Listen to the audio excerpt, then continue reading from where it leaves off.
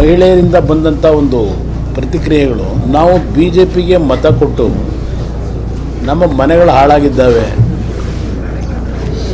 ತಪ್ಪು ಮಾಡಿದ್ದೇವೆ ನಾವು. ಸಂತೋಷ ಆಗುತ್ತೆ. BJP JDS ಹೊಂದಾಣಿಕೆ ಮಾಡ್ಕೊತಾರೆ. 4 ಲೋಕಸಭಾ ಸೀಟ್ ಕೂಡ ಒಪ್ಕೊಂಡಿದ್ದಾರೆ ಅಮಿತ್ ಶಾ ಅವರು. Always knew that the JDS is a B team of BJP and their instructions are followed.